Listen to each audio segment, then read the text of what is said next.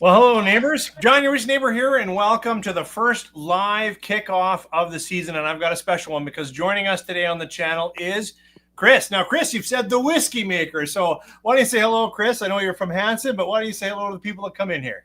Hello, neighbors. This is Kris, the master distiller here at Hansen Distillery, and you can see it says Kris, the whiskey maker. Yeah, that's what I do for fun.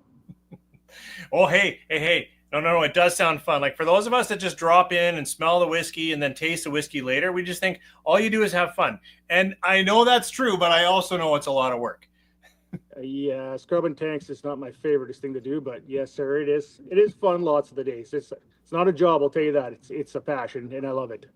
Oh, that's awesome. And I see Tyler from Seaway Whiskey Wire out from Ontario. Thanks for coming already on, Tyler. You were like right in. Here we go. I know a few others are going to join us too, so that's fantastic.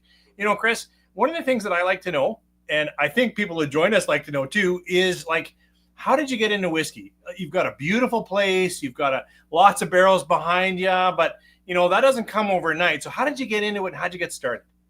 Well, the Hansen family, so I'm not a Hansen myself. I married into the Hansen family. My wife is the beautiful Shana Hansen, and her family goes back all the way to Prohibition days. And so she's a fourth generation moonshiner, actually. So early 1900s, Carl and Amanda Hansen came from South Dakota, Iowa, lived through Prohibition, and that's the reason the family started making alcohol. It then got passed on to their son, which was Bud and Laura, which Grandma Laura is going to be out here right away. She's the best grandma you could ever have. She's so cool, actually, John. Shannon and I got married in 2015 in Mexico, and she actually smuggled moonshine into Mexico because she didn't want to drink the stuff on the resort. So that's where that was. So I first found out about moonshine from grandma, and then when I come back after meeting grandma for the first time, I went straight to my future father-in-law and I said, "Hey, you got to show me these tricks. This is cool." So Shane and I owned a welding company in the Patch, and were done at the end of 2014. We sold our company, and I went back to school. Was taking power engineering. Was going to get a plant job. I like the process kind of things, and we were going to want to start a family and have a regular shift. And before I started looking for a job, I said, "Let's go on a motorcycle trip." So we ended up in the States, and there was tons of craft distilleries in the States. Yeah. And we started stopping at them. I was like, "Oh, these are cool. Like these are all like little moonshiners that just make these little stores." So long story short, come back home, and I'm like, "Well, let's go see some around here." Well, there wasn't any around here. All we had was Jeff over at Rig Hand. So I went and seen him, and I was like, "Well, where's more?" And he's like, "Well, the only other one is Eau Claire, Turner Valley." So Shane and I got talking, and I said, "Well, let's go." So moonshining, making whiskey was a hobby of mine since 2000, and oh gosh, going back 17 years ago now. So that's how far it was. After I first met her grandma, I took it up as a hobby. So Well, it's I've heard a little bit of that. Like you hosted me a little while ago, and I'm really thankful for that, Kris. You've got a great place to visit. If anyone's in the Edmonton area, they got to drop in. You got a nice tasting room or bar room out front. But I know you do tours through, or at least you gave me a little tour, and you had some of that history kind of captured in the front, some of the small stills and some pictures of the family that you just described. And I think it's exciting to hear that history and that fever kind of that you caught, and you're able to jump in on that.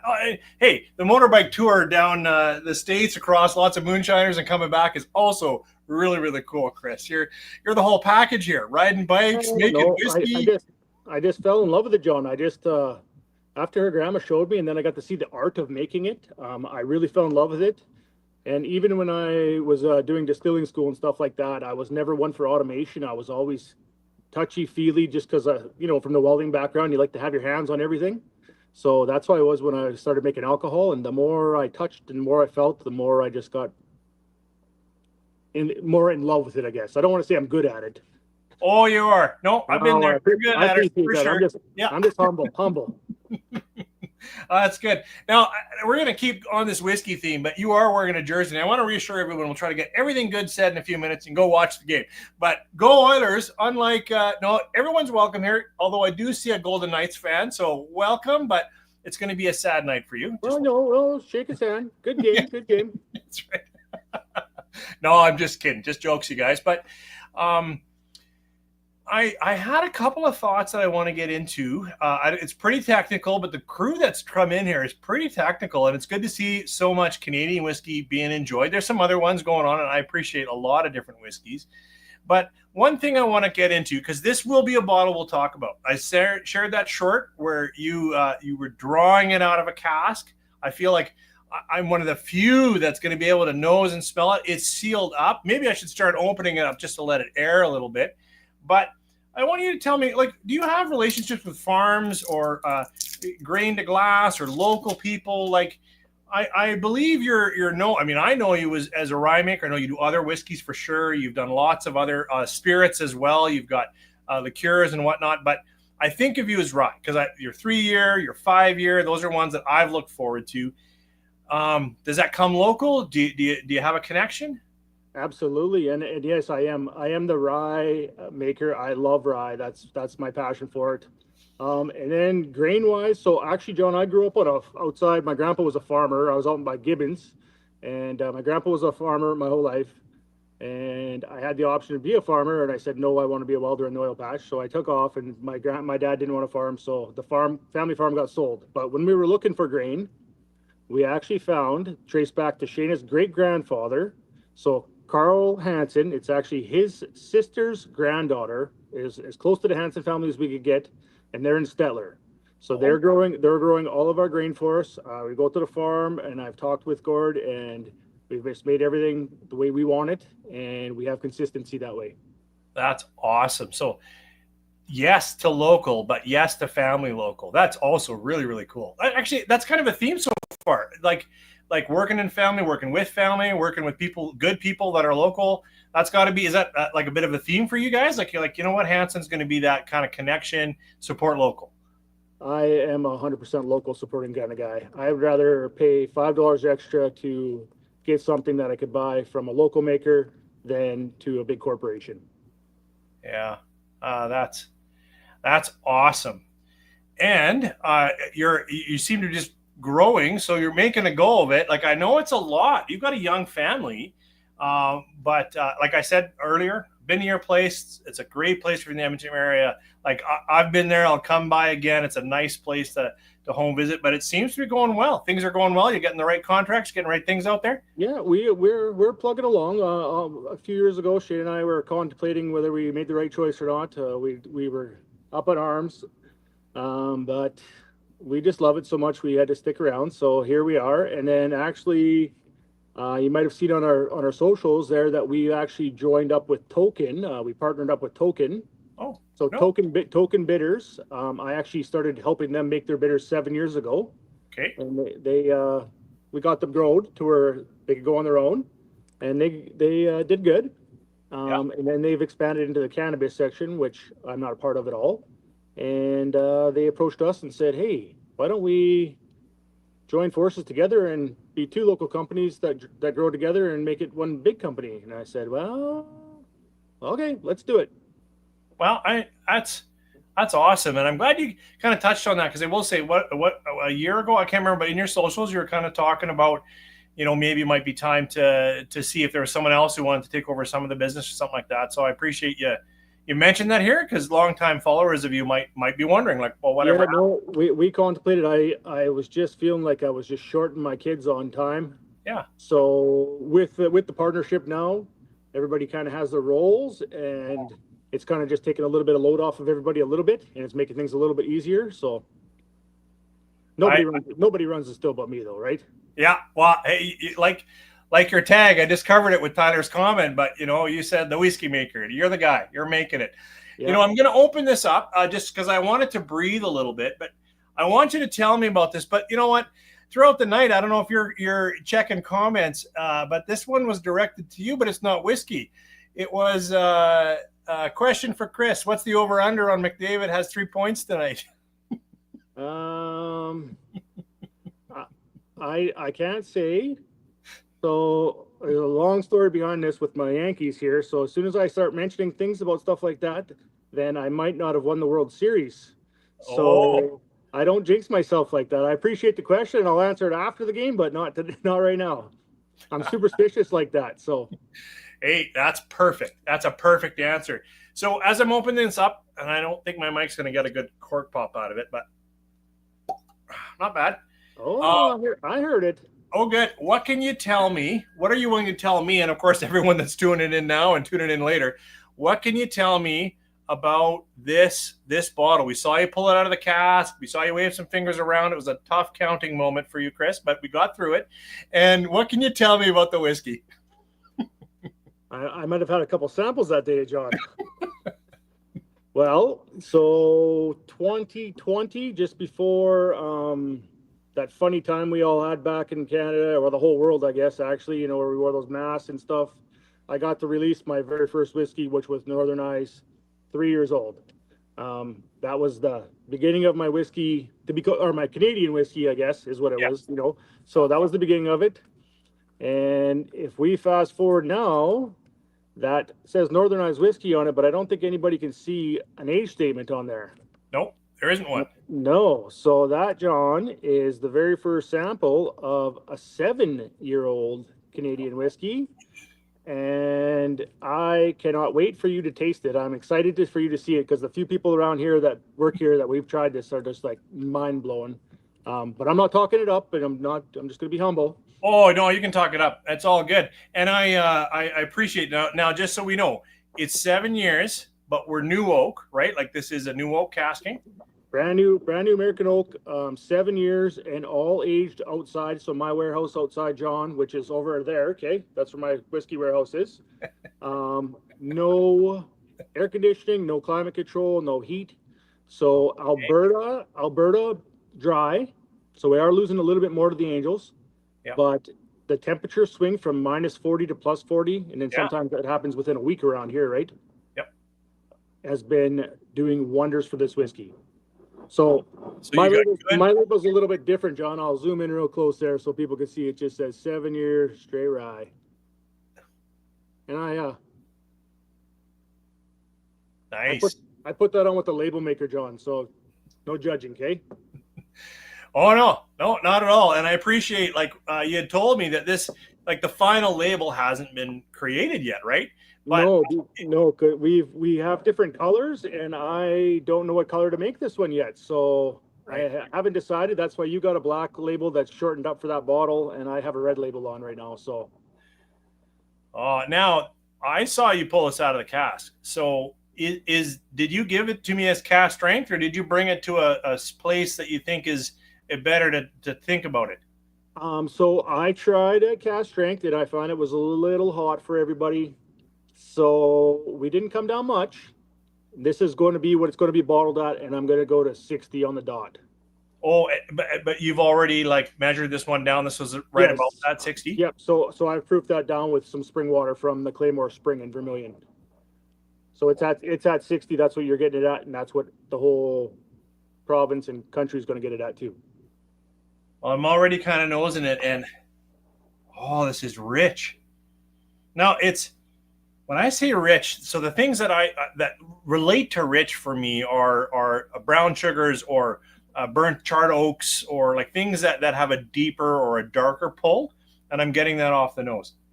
So I've got richer sugars and some ryes. I don't know if you caught any of I've been exploring a wide variety of ryes, from way grassy to something else, and I just off the hop, this is not really herbaceous for me. In fact, it's a lot more of that sugars and richness and high vanilla sweetness, but there's a spice character already running through it, like just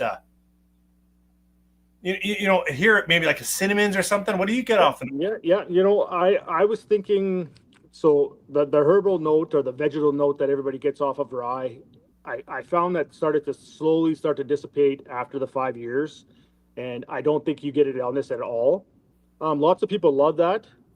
I don't mind it as a rye guy, but once this disappeared, I was like, I like this a little bit more. So this is super, super rich for me, like that real sticky caramel toffee going on there to me. Yeah. Well, that's in the area. Like I would have almost said butters, but I'm not quite there yet. Like maybe that'll come when I got something going around my palate. But when you said sticky toffee puddings, I was that brown sugar that burns things, like. That is a really nice nose. Really Yes, nice.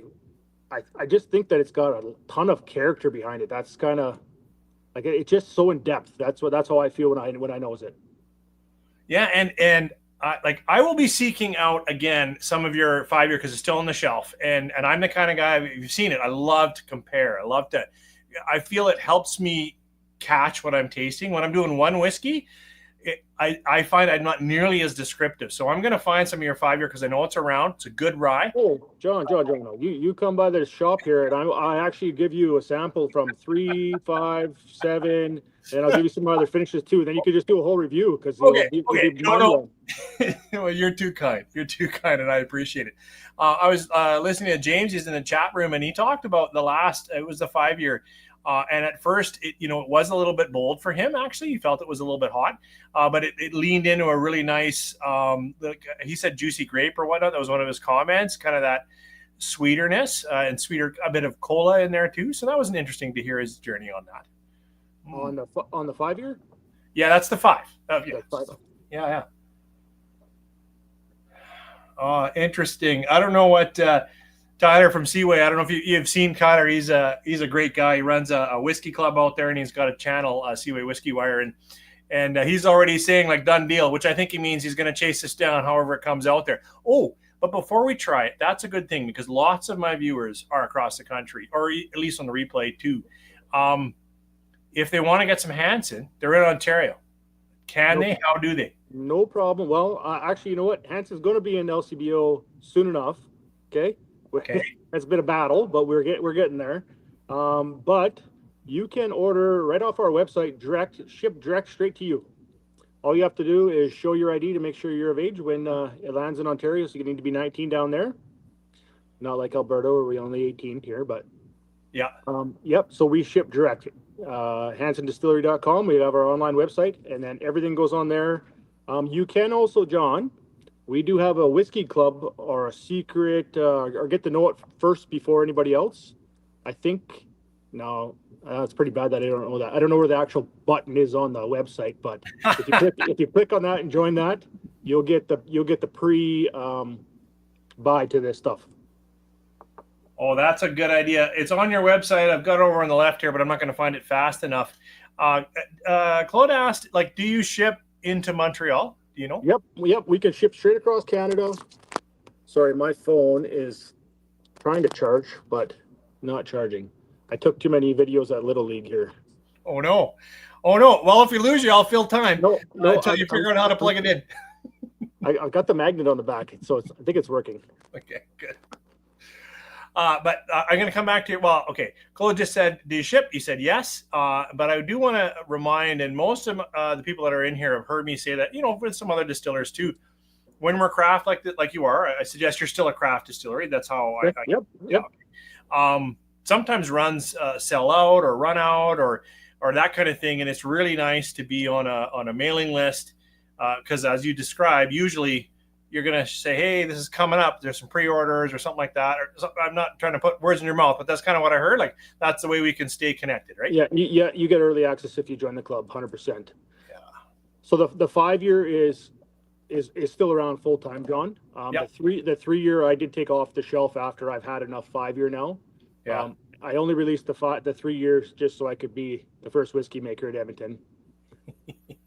But now we're at 7, so we'll have a 5 and a 7, and then there's still some tricks up my sleeve with the 7 that will be coming near the end of the year too. So that's a little sneak peek that nobody knows about yet either.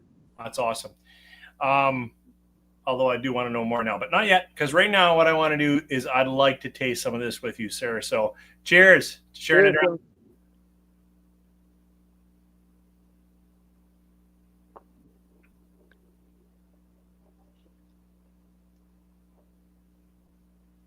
Oh, that holds up really, really well. Do you like, ooh, that's got some, the ooh for me was what I was hoping, if I may, that caramel buttered run that just like when you say sticky toffee pudding in the nose, I can get it now in the palate because I need that feeling in my mouth, right? That stickiness from good sugars, richness. I would say even butters, that kind of stuff. It starts warm though. Like that's my, now I'm not working well here because it's my first whiskey of the night, and that's never a good idea. And at 60%, it's going to be a little hot. It is. I find the more, that's why I had a pre-sip too, but the more you sip it, I find the easier it gets. And I don't think that it needs anything else. No, I do like, hey, I can get, you said I wouldn't get any. I get just an edge of a little bit of herbaceous note. It's not the main note. I'm not saying it's a grassy rye, but there is a little bit of that for sure. Okay. Yeah, for me. I'm just, right. Oh yeah. But I actually like that in rye. And I also like what's happening now. I've talked about the creaminess or the butters or caramels, but I also find a good rye will dry my palate at the end, which is a good thing, but a bit of a bad thing for me because it dries my palate, which makes me think I need to drink more. And that can be a problem. Well, maybe. No. Yeah. So me as a distiller, I like the rye, the pepper that just stays on the back of your tongue, kind of middle of the back of your tongue there, and it just kind of hangs out there. I really love that pepperiness from the rye, and that's my favorite part about this whole deal. And you're right, boy. I mean, I really chewed that one. That peppering is so nice. This is a spicy rye in a good way. It's got a bit of hug, but it's not burning me like, it's just got that nice hug. Wow. Yeah, so some 60% stuff, like it hits you hard, right? You're like, wow, that's 60 for sure. Yeah. Wow. No, it's delicious. And now I got a special extra pull. I mean, early pull, not extra. I mean, lots. All I'm trying to say is here we're talking to people that have asked, how can we buy? Where can we order? And I'm drinking something that we're called, like, it's a 7-year rye, but we're on different labels and it's obviously an early conversation. When do you think likely this is going to be able to make it into markets?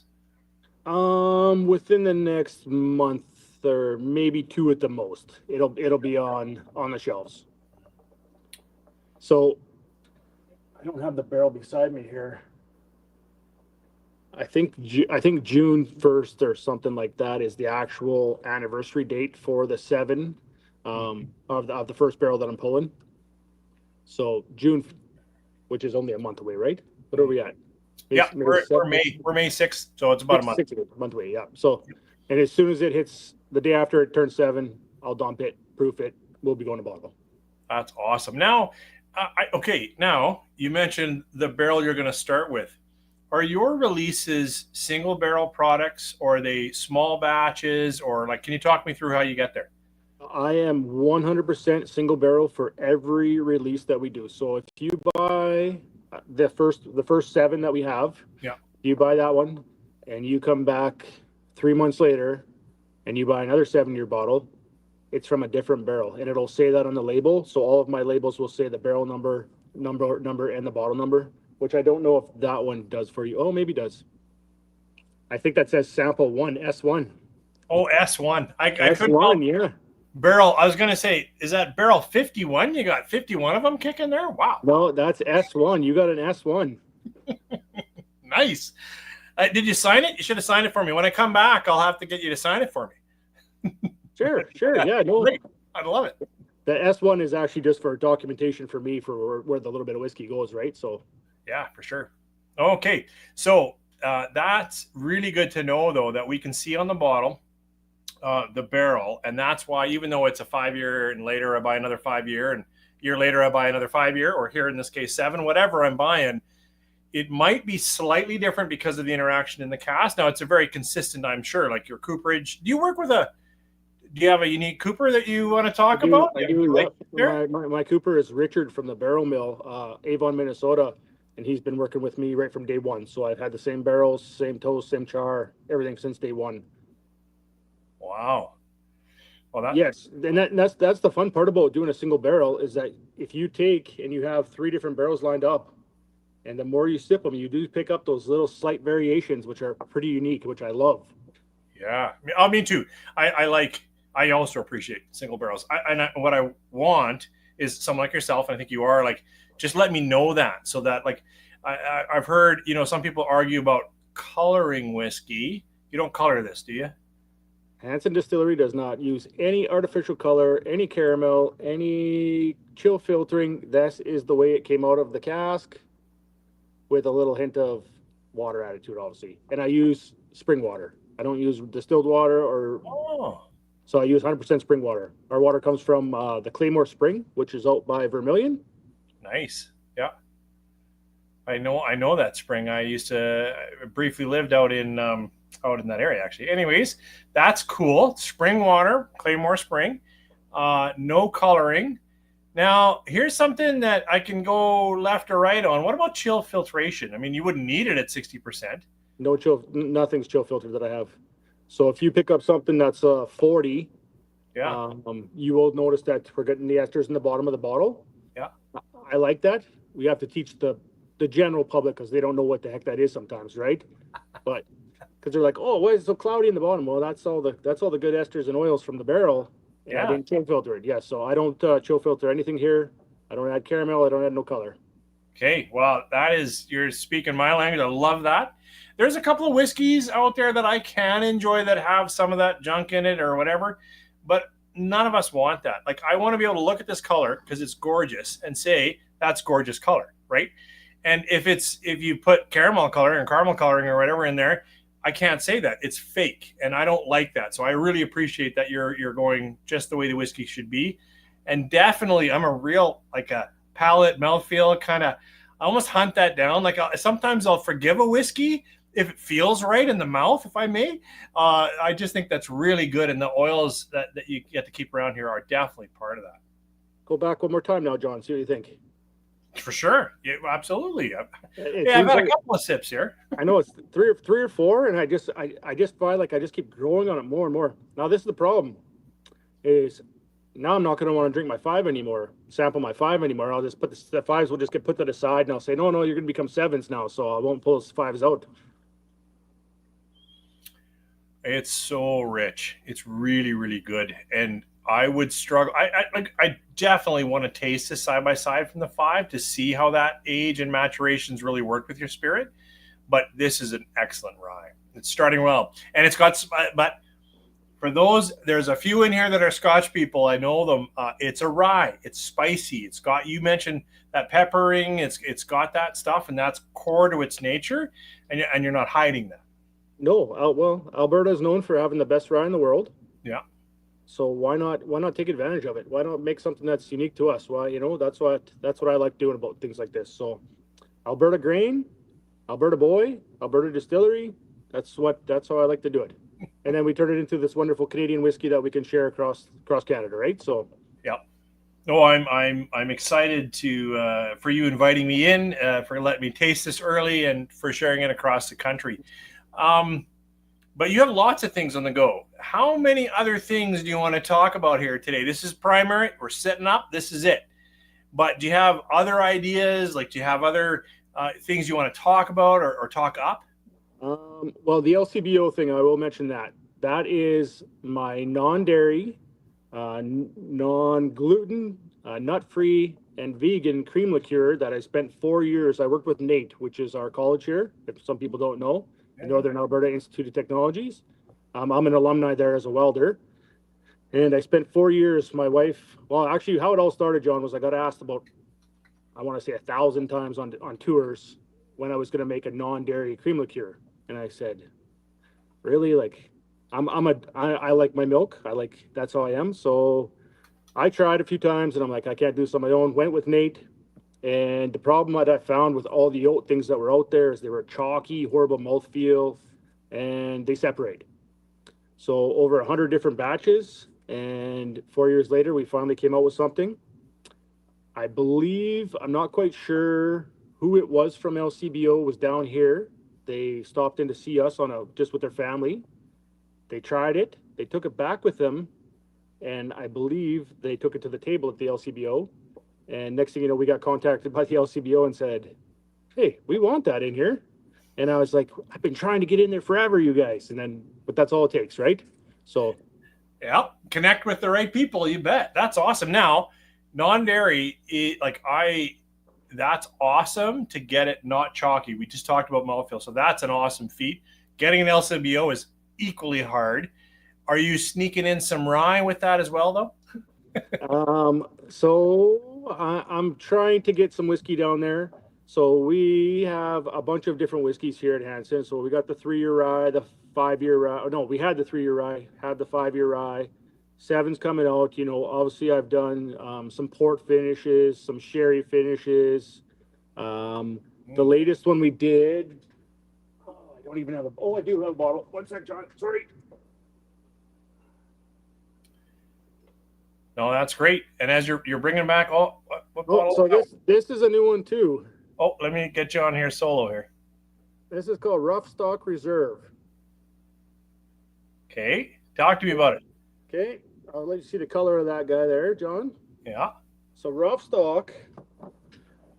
Well, you know that Edmonton and Calgary aren't when it comes to hockey, we like to battle a little bit, right? Indeed. So there's a distillery down in that neck of the woods there that makes a fairly reasonable price whiskey for everybody.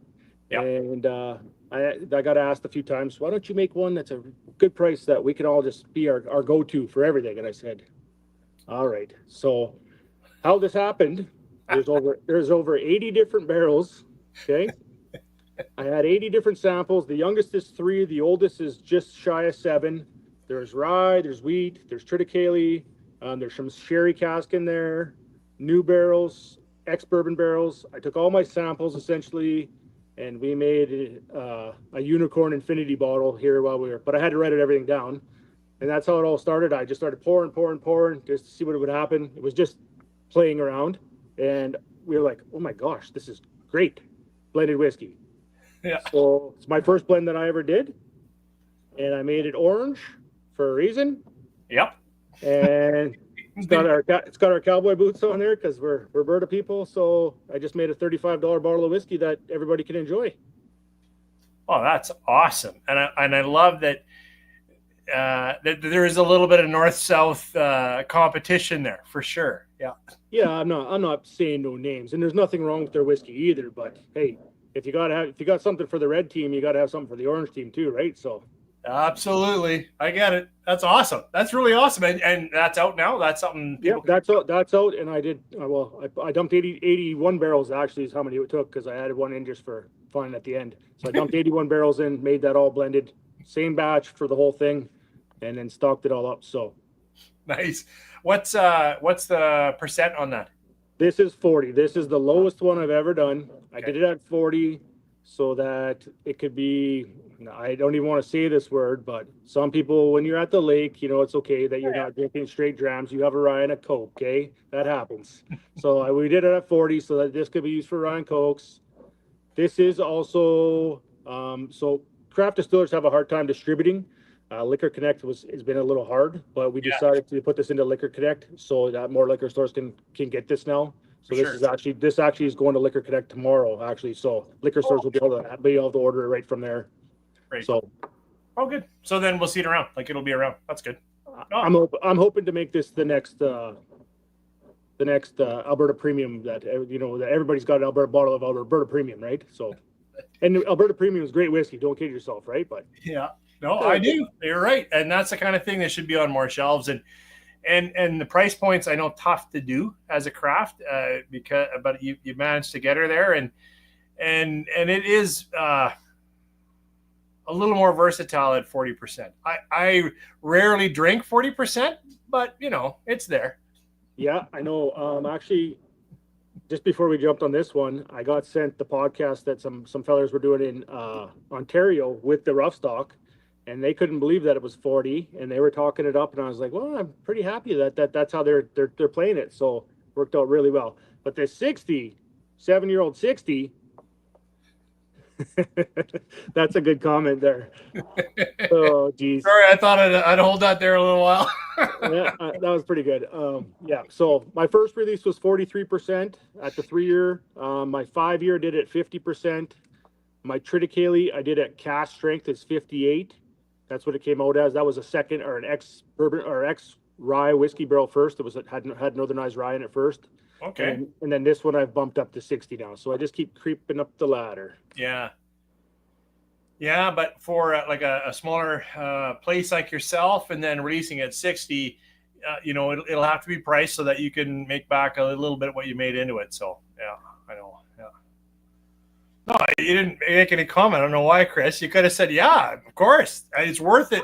If it was at 44.5%, but at 60%, just that reality, eh? Like when you're releasing cask strength or near cask strength whiskey, like that's expensive whiskey. It just is. I realized why the phone wasn't charging, John, But why is that? because it wasn't plugged into the back of the computer.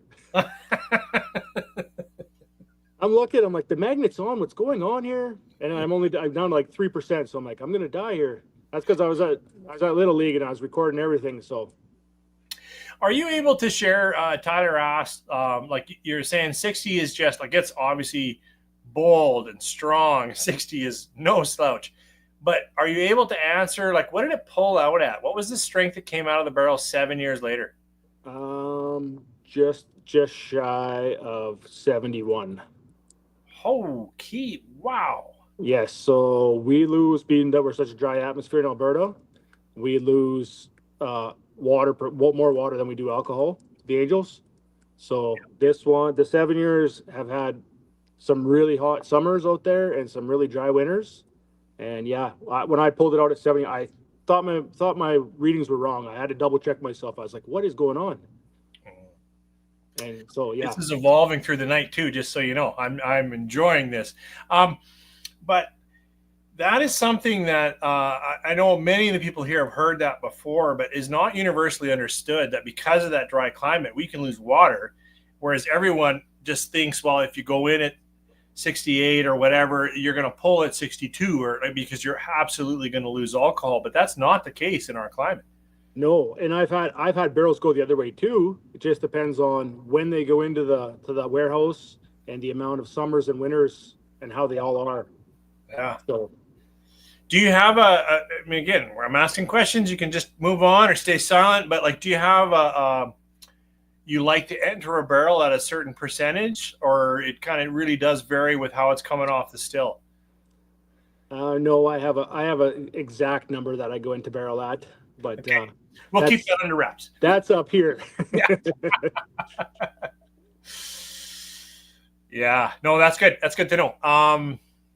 Well, I haven't had a lot of questions from the chat. They've been just listening to us rant, watching us drink. Probably a few have gone over to the game now because we're just pushing into that.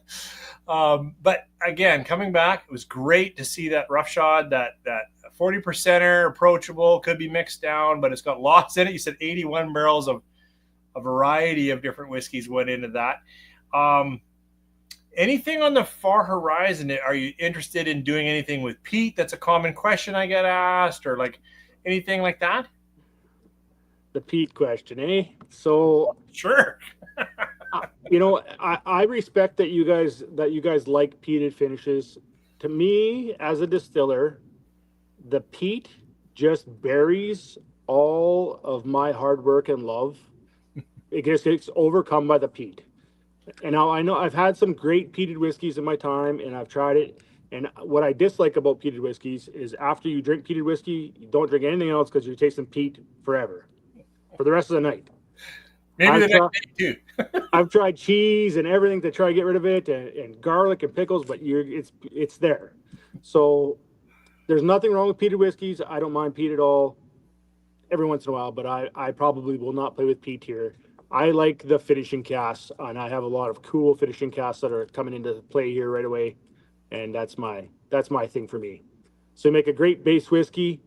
Yeah. Search out some cool casks that held something totally unique, and either recuperate and add your own little touch to it, or throw some whiskey into it and finish it and let it finish in there and pick up their flavors. Sure. That's my favorite part about other casks, is that we get to integrate, a whole lot of different things together. For sure. Question about grains. You mentioned even when we went through the roughshod, but you talked through triticale and what it came out at and whatnot. So I know you make triticale. You've got this. Do you have a single wheat? Do you have other whiskeys out there? So the little bit of wheat that we do use, I've mixed in with the rough stock. So I use some of that wheat in there. I haven't released a single wheat yet. it just seems to be so mellow compared to what I'm used to that I haven't released that yet. Single malt barley is happened here. That's the only grain, actually, I should mention that. That's the only grain that's not from the family farm. That comes from Red Shed Malting out of Oh yeah. Penhold. Yeah, but Red Shed's a great group to work with. As far as what I hear, I'm not in the business really, but Well, that's a small family-run business, Red Shed. Great little company, and they're great to work with. They invited me to the farm the very first time we started there, so that's awesome. Question about the kinds of stills you're using. Do you want to comment a bit about on the still work that you do? Yeah, I can. So actually, as of right now, my still that I've been using has been a hybrid of a still, 1,300 liter pot still, all copper, with plates over top. Still got an onion bell, but I decided that I wanted to go back to a little bit different. So I have a new still coming, and it is going to be strictly a whiskey still. Alberta has a lot of vodka, and I don't need to distill that many times or have that many plates. I had a column with 20 plates on it beside my still. And when you're running 1,000 liters, it took me almost 24 hours to run 1,000 liters through it. So I'm sleeping here in a hammock connected to my forklift. And two, it's cool. It looks amazing, but it's not necessary. Whiskey is my extreme passion, and I'm going to step up. I'm still going to keep the same taste and flavor profile on all my whiskeys, but my distilling technique is going to be a little bit different. So I'm going to go back to more of a pot style with a line arm on it, and then I'm going to do a stripper and probably 2 more times distill. We'll see how it goes after. Yeah. Okay. Well, thanks for that. Thanks for the journey and where you're going back to. I had a question about now finishes. And you talked about, trying that was the triticale in the rye barrel, or like you do that kind of cross pollination, if I may. And I know I've had some of your stuff that has been finished in other casks early on, at least. Yep. Do you like certain finishes for ryes? Do you have a rum? They specifically asked, do you have a rum cask finish? Rum cask finish may be in the works. I can neither confirm nor deny that. Okay. Red wine, BC, Talking Story. They have this beautiful red wine, and I've gotten a few of their barrels. I did a way long time ago, and I actually just got a few more. I like the red wine, the red cask finished. And just so we are all aware on the podcast here that I had red cask out way before Mr. Gretzky did. Yes, you did. Yeah, I did. So, Mr. Gretzky, you copied, loyal fan here. Sure. I like the red wine casks, sherry, and then I have been getting some really cool bourbon casks. Not just your regular old bourbon, but I've gotten some really special picks. As well, just leave it like that. Yeah, I got some cool barrels. Yeah. Right, unique bourbon casks like sought after. That's awesome. I had a question about port. You ever work with port pipes? Port barrels? Port barrels, sure. Yep. I have a couple right now. Okay, right on. Now, here's another one. It's a bit of a random question. James asked, have you ever considered making a Canadian version of Clavados? It's like an apple brandy. There's lots of apples kicking around in Western Canada. Have you ever done a brandy? I have not done a brandy. That is a good question and piqued my interest. I might look into something like that. Yeah, interesting. I was just talking to Okanagan Springs, and they do some kind of Canadian brandy with fruit they can get there. Yeah. I just got approached by a Ukrainian fella, Stan, and he said that we have a big, strong Ukrainian community here. He said that they can't get stuff like that they had at home. And he said, would you be willing to make some stuff there? So we actually just started playing with a bunch of different Ukrainian recipes, which are totally not what I'm thinking they are. we all just think it's straight vodka, but it's not. So I'm hoping to have something for the Ukrainian community right away soon here too. So. Oh, that's really cool. That's really cool. And very, as you said, there's a strong Ukrainian community here. It's wonderful to be connected. Yeah. Yes, and they like to get together and have their social drinks and just be together as family, and that's the big root of it for them. And it's going to bring them back to home with the flavors. That's what we're trying to go for. So, oh, really good. Well, It's been a great night. I'm almost done this 60% dram. It's really, really gone well. Anything you want to leave with our viewers? We talked about from your website, we can connect to. Did you have a specific name for the club to get that email? I don't know it off the top of my head, John. I think it's just our whiskey club. Okay. It's on the website there for sure. You sign up for the newsletter. Yep. Yep. So we're hansendistillery.com. You can go on our online page there, or our shopping page, I guess it is. See, you can tell that I'm the whiskey maker and I don't really do the stuff out front too much, right? So we do tours and tastings here. What else are we doing here? Gin classes. I teach people how to make gin. Oh. Yeah, we do a gin class. I got 6 little stills on the table that I teach 12 people at a time how to make gin. Okay. It's a fun little event that's always popping up on our social media. So if you follow us on Facebook or Instagram. So they're scheduled, but not really. Like they just come up ahead of time. Whoops. Yeah, we just kind of pick dates and then see how they go and fill them up. So I try to not pick them on long weekends. So I try when there's nothing going on around the city, and I see that a month away, I'll put a gin class up on the website. And then we get asked sometimes for private ones. So we can, if you want to do a private one for different stuff, we can do them private too and schedule them for you. Very cool. Okay, well, I want to thank you. I want to thank the crew that stayed with us.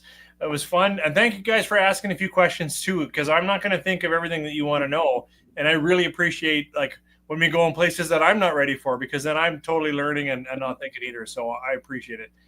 Kris, thank you so much. Thanks for your time. Thank you, John. I had a great time. I'm glad I'm the first guy for the year, which it's May, John. You should have had a couple before already, but I just haven't got at her, but this is such a special treat to be, almost the first out of your distillery. I mean, that's what an honor. Thank you, sir. Well, you know what made me very happy to watch you drink it tonight and just to see the look on your face and you talk about it. And hey, you're local too, so why not give the local guy the shot at the first shot at the kick at the can? That's what I'm trying to say.